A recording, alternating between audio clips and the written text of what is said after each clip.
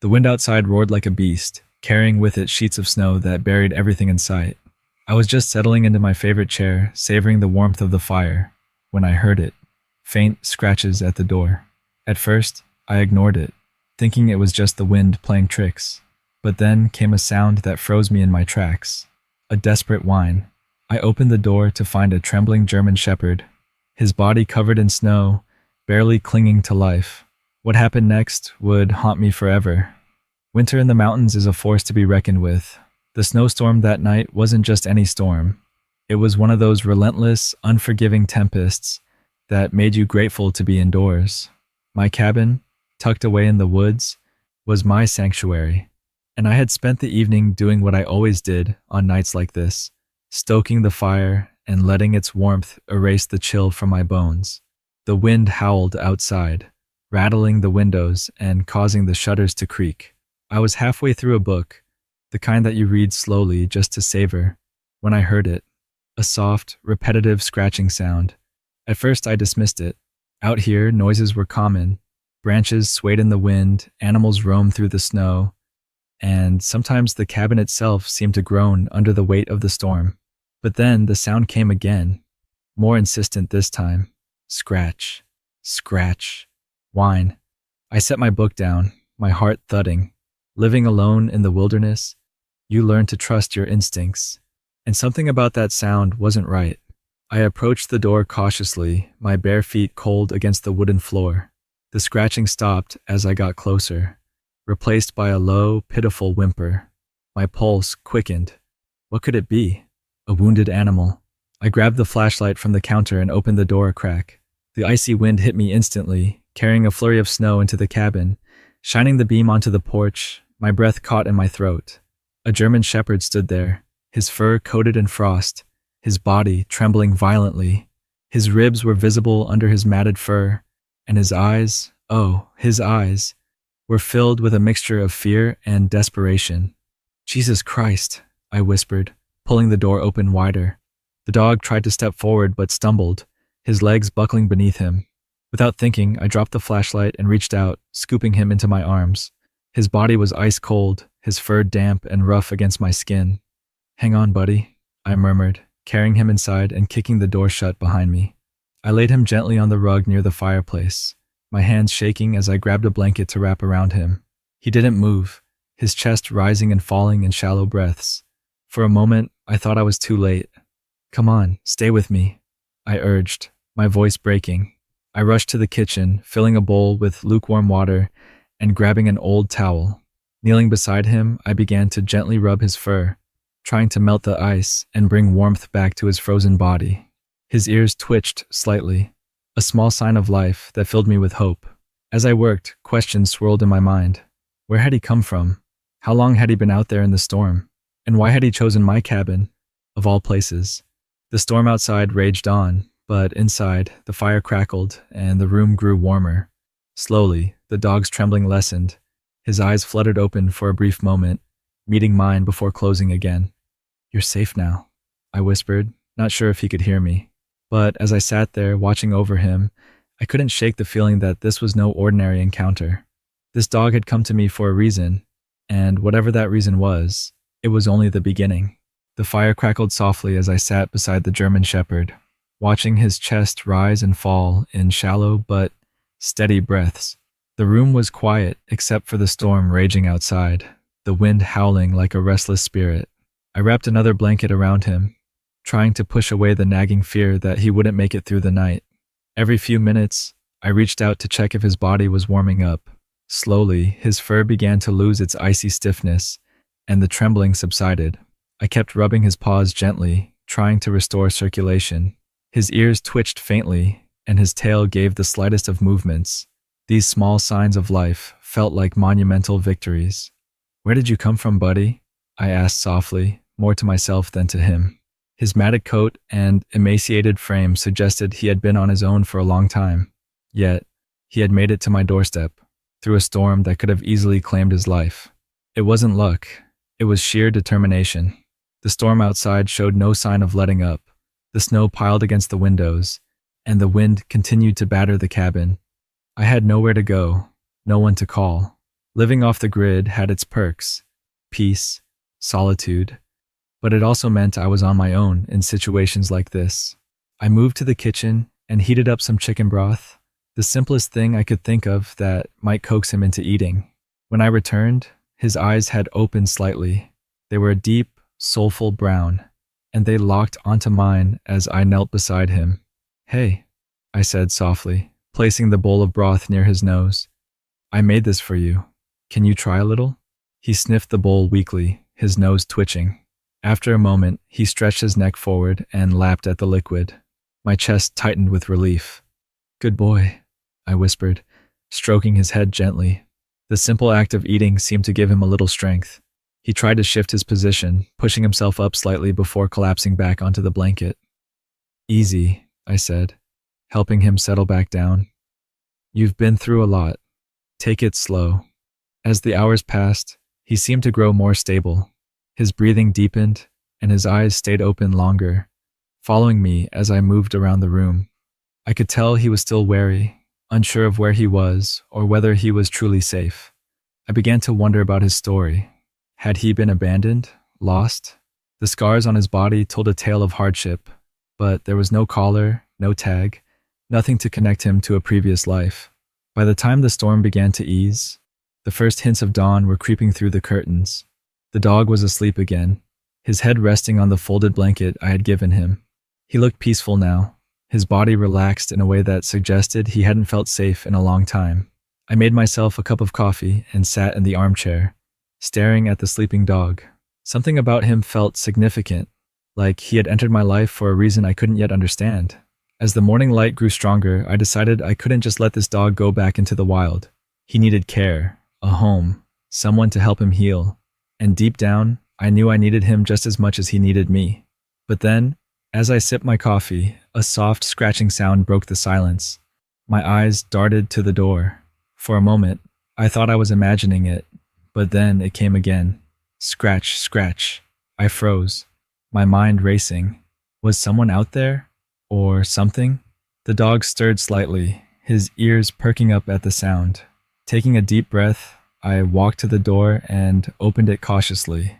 What I saw made my stomach drop. The cold wind hit me like a slap as I cracked the door open. My heart was pounding, half expecting another animal, or worse, something unexplainable.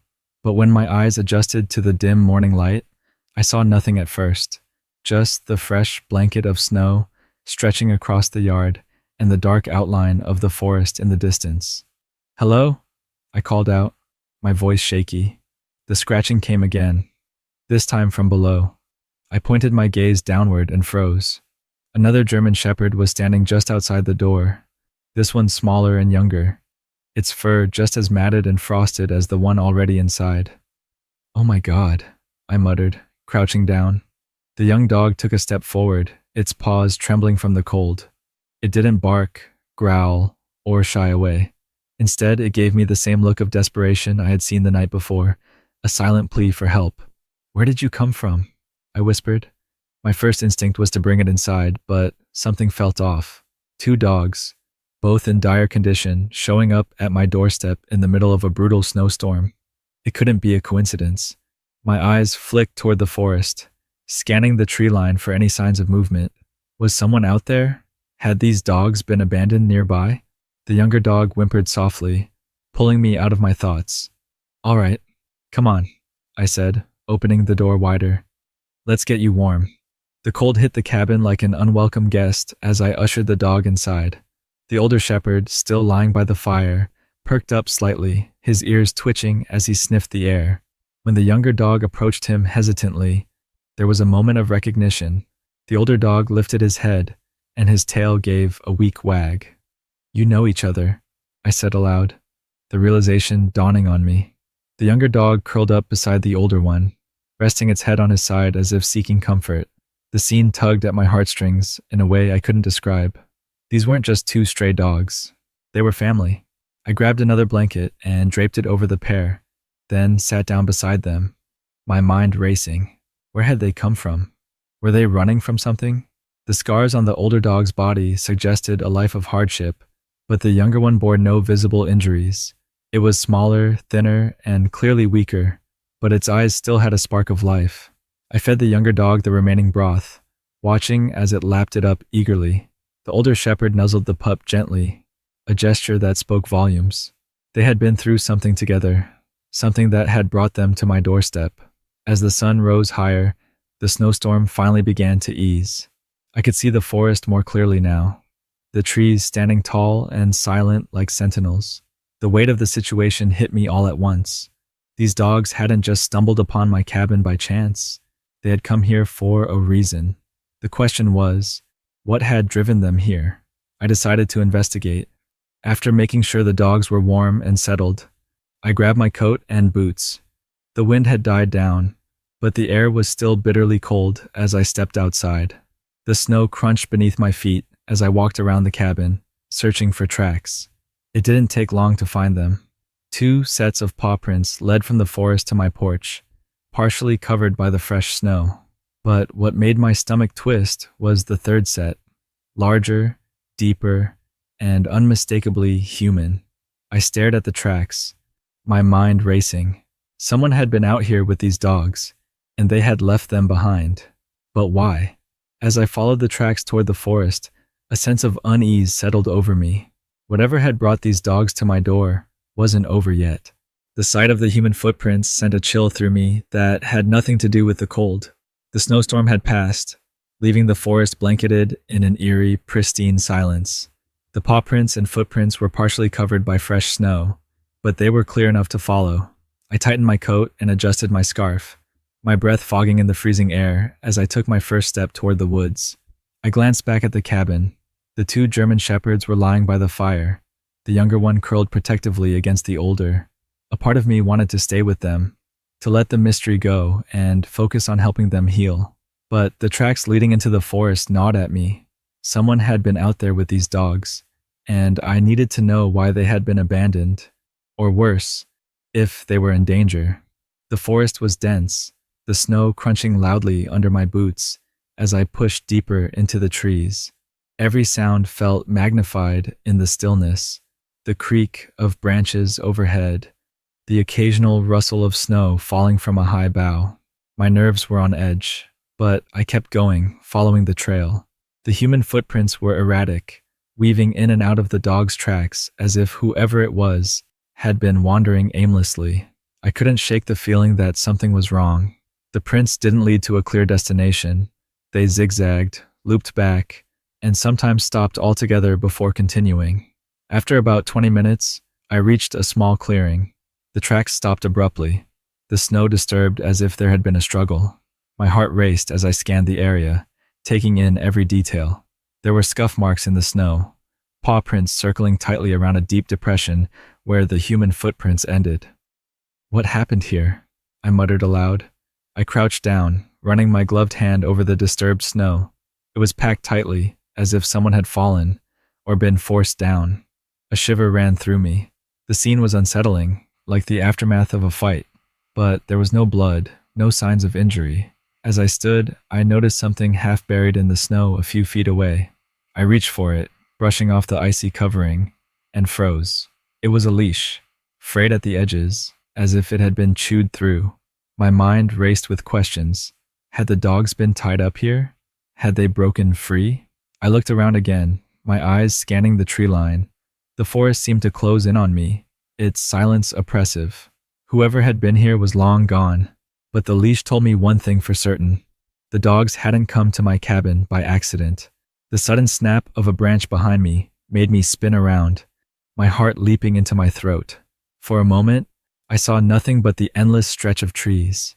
Then, from the shadows, I caught a glimpse of movement. "Hello?" I called, my voice steadied despite the fear clawing at my chest. The figure that emerged from the trees wasn't human. It was the older German shepherd, his golden brown fur a stark contrast against the snow. His tail wagged slightly as he approached, his eyes fixed on me with an intensity that made my breath catch. "You followed me," I said, relief washing over me. He stopped a few feet away, his ears twitching as if listening for something. Then he barked, a sharp, urgent sound that echoed through the clearing. "What is it, boy?" I asked, taking a step toward him. He barked again, turning his head toward the deeper part of the forest. It was as if he was trying to tell me something, urging me to follow. My hesitation lasted only a moment before I fell in step behind him, my fear replaced by a growing sense of purpose. Whatever had brought these dogs into my life wasn't over, and as I followed the shepherd into the woods, I knew I was about to uncover a truth I wasn't prepared for.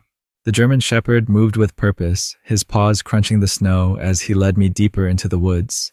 Every few steps, he would glance back at me, his eyes filled with a sense of urgency that made my stomach churn. Whatever he was leading me toward, it was important, and likely not something I was ready to face. The forest grew denser, the trees forming a canopy that blocked out what little sunlight had broken through the clouds. The air felt colder here, heavier, and the silence was oppressive. My breath came out in visible puffs as I struggled to keep up with the dog, who seemed tireless despite the ordeal he'd endured. "Where are you taking me, boy?" I muttered under my breath, my voice barely louder than a whisper. He didn't respond, of course, but his pace quickened. We weaved through the trees, following no visible path, until we came to a small clearing. In the center of it stood a dilapidated shed, its roof sagging under the weight of the snow. The sight of it sent a chill down my spine. The shepherd stopped a few feet away from the shed and barked, his tail wagging slightly. He looked at me expectantly, as if urging me to go closer. I hesitated, my mind racing with possibilities. Why had he brought me here? Was someone inside? Had this been where the dogs were kept before they escaped? Taking a deep breath, I stepped forward, the snow crunching loudly under my boots. The closer I got to the shed, the stronger the feeling of unease became. The wood was weathered and rotting, the windows covered with grime. I placed my hand on the door handle, the cold metal biting into my skin, and pushed it open. The door creaked loudly, the sound echoing in the stillness of the forest. Inside, the air was stale, heavy with the smell of damp wood and something else. Something metallic. My eyes adjusted to the dim light filtering through the cracks in the walls, and what I saw made my heart stop. There were cages, 4 of them, lined up against the far wall. They were empty now, but the remnants of what had been there were unmistakable. Matted fur, chewed up blankets, and broken bowls scattered across the floor. This wasn't just a shed, it had been a prison. I turned to the shepherd, who was standing just inside the doorway, his tail low and his ears flat against his head. He let out a low whine, and my chest tightened. This was where he and the younger dog had come from. I moved closer to the cages, my hands trembling as I inspected them. The metal bars were bent in places, the locks rusted and broken. It was clear the dogs had escaped, but not without a struggle. My mind filled with images of what they must have endured here. Cold nights, no food, and the fear of whoever had put them in this place. Who had done this? And why? As I turned to leave, something caught my eye. A small notebook lying on a makeshift table near the wall. I picked it up, the leather cover cracked and stiff with age. Flipping it open, I scanned the pages, my stomach twisting with every line I read. It was a logbook, dates, descriptions, and details about the dogs that had been kept here. Most of the entries were brief, but one stood out, a description of the older shepherd. Subject number 12, male German shepherd. Strong, obedient, potential for resale high. Resale. The word hit me like a punch to the gut. These dogs weren't just abandoned. They had been part of something far worse. I closed the notebook, my hands shaking with anger. Whoever had done this hadn't just hurt these animals. They had exploited them, treated them as property instead of living beings. The shepherd let out another bark, snapping me out of my thoughts. He was standing by the doorway, his body tense, his eyes fixed on something outside. "What is it?" I asked, my voice shaky. I followed his gaze and froze. In the distance, through the trees, I saw movement. A figure, dark and shadowy, watching us. The figure in the distance froze me in place. My pulse quickened, and I felt a surge of adrenaline. Whoever it was, they weren't just passing by. They were watching us. The German shepherd stood by the door, his body rigid, his tail low, and his gaze fixed on the shadowy figure. He barked, a sharp, warning sound that echoed through the woods. I took a shaky step forward, shielding my eyes from the glare of the snow as I tried to make out more details. The figure began to move, slow, deliberate steps toward us. My breath caught in my throat. "Who's there?" I called, my voice cracking slightly. No response. The crunch of boots on snow grew louder as the person came closer, their face still hidden beneath the shadow of a hood. My grip on the logbook in my hand tightened as I braced myself for whatever was about to happen. Then, the shepherd did something that surprised me. He stepped in front of me, positioning himself like a shield, his body tense and ready. His loyalty in that moment was palpable, and it gave me the courage to stand my ground. As the figure stepped into the clearing, the hood was pulled back, revealing a man in his late 40s, his face weathered and hard. His eyes darted between me and the dog, narrowing when they landed on the notebook in my hand. "That doesn't belong to you," he said, his voice low and threatening. I glanced down at the notebook, my anger flaring. "These dogs don't belong to you either," I shot back. The man smirked, though his eyes betrayed a flicker of unease. "You don't know what you're talking about. Leave that here, and no one gets hurt." The shepherd growled low in his throat, stepping closer to the man. His presence was like a warning, a silent promise that he wouldn't let anyone harm me. "What did you do to them?" I demanded, holding up the notebook. "Why were they in those cages? Why are there scars on his body?" The man's smirk faltered. "You're meddling in things you don't understand. Those dogs were property, nothing more." "Property?" The word came out like venom. "They're living beings. They have more loyalty and heart than you'll ever have." The man took a step closer, but before he could say anything, the shepherd lunged forward, barking ferociously. The man stumbled back, clearly not expecting the dog's ferocity. "That's enough," he yelled, but his voice cracked with fear. I used the moment to my advantage. "You're going to pay for what you've done," I said, my voice firm. "I'll make sure of it." The man's eyes darted to the forest, as if calculating his escape. Without another word, he turned and bolted, disappearing into the trees. The shepherd chased after him a few steps before stopping, his ears perked and his tail still stiff. I dropped to my knees, wrapping my arms around the dog's neck. "Good boy," I whispered, my voice trembling. "You're incredible." He licked my face, his tail wagging for the first time since I'd found him. I knew the man would likely return, but for now, I had what I needed: the notebook, the evidence of his crimes, and I had the German shepherd by my side, a loyal companion who had been through hell and back, but still had the courage to protect someone he barely knew. Back at the cabin, I called the authorities, relaying everything I'd found. It wasn't long before officers arrived, taking my statement and the notebook. They promised to investigate, but even as they left, I couldn't shake the feeling that this wasn't over. The shepherd and the younger dog stayed with me, their bond growing stronger each day. I named the older one Hero because that's exactly what he was, a hero who had survived against all odds and stood by me when it mattered most. As for the man in the woods, I never saw him again, but the scars he left on those dogs and the determination they showed to survive would stay with me forever. Hero taught me something I'd never forget. Loyalty and love don't need words. Sometimes they're shown in actions, in the way a dog stands by you, protects you, and reminds you of the goodness that can still be found in the darkest moments. Hero's story is a reminder of the unbreakable bond between humans and animals. His courage and loyalty changed my life forever, and I'm sure there are countless other stories like his waiting to be told. Dogs like Hero deserve love, care, and a chance at a better life, just like he found with me.